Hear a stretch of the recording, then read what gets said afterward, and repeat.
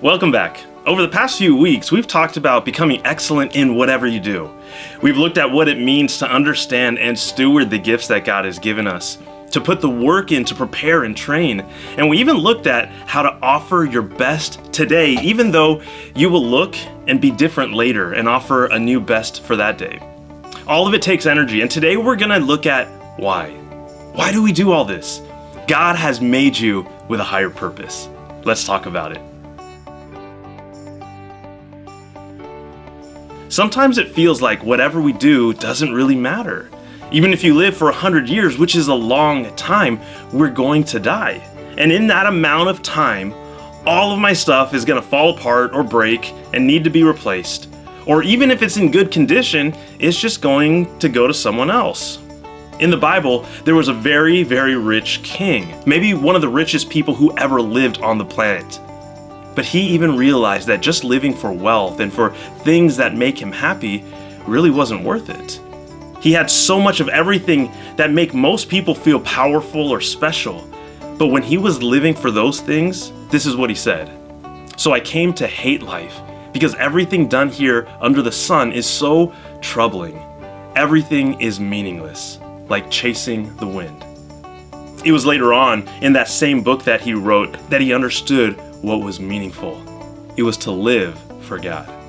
There's something really cool that I want you to see in Ephesians. It says, we are God's masterpiece. He has created us anew in Christ Jesus so we can do the good things He planned for us long ago. The cool part about God having planned this long ago is that He knew our plans before we even developed our gifts or put any effort into it.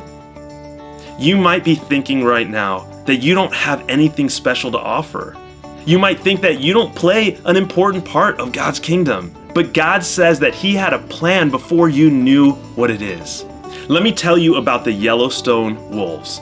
In 1995, something remarkable happened in Yellowstone National Park. They brought back 41 gray wolves.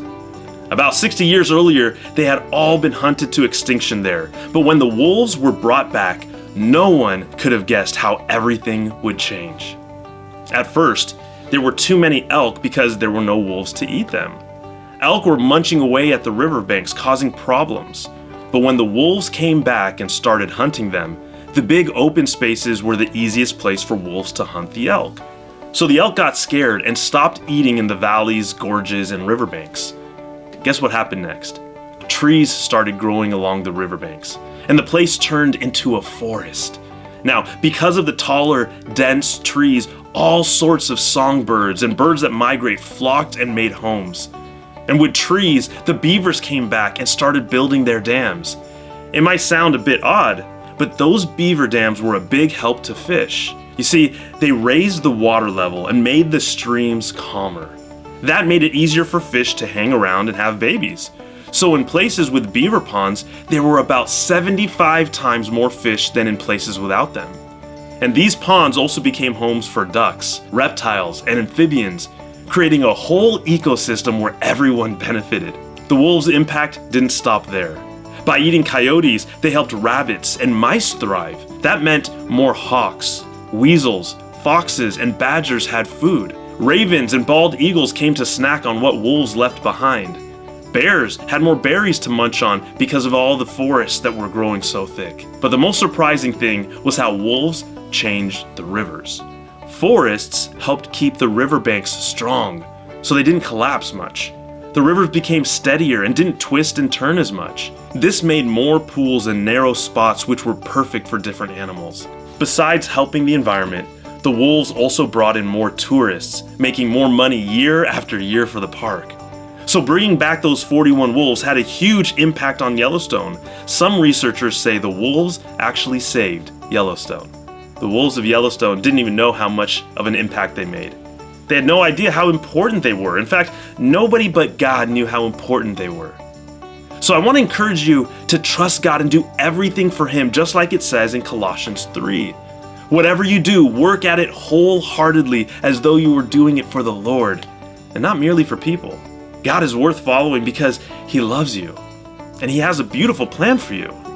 Maybe you're tired of sports, music, work, school, art, cleaning your room, or anything else. Maybe you don't get the popularity or awards that other people get with similar activities. Well, whether you like what you're doing or not, you have the opportunity to do your best as a gift for God. In 1 Corinthians, it says, "So my dear brothers and sisters, be strong and immovable. Always work enthusiastically for the Lord. And you know that nothing you do for the Lord is ever useless." Even if you don't see the value of what you're doing, if you do it for God, He promises to use it for good. Striving for excellence is not about being better than everyone else. It's about doing your very best. If you do your best as a gift for God, then He loves it and He will use it, even if your true best is last place. God sees your heart and He smiles when you do anything for Him. And that is the reason to put in the effort and work to do your best in everything you do. Stay strong in the Lord and keep fueling yourself with God's love and truth.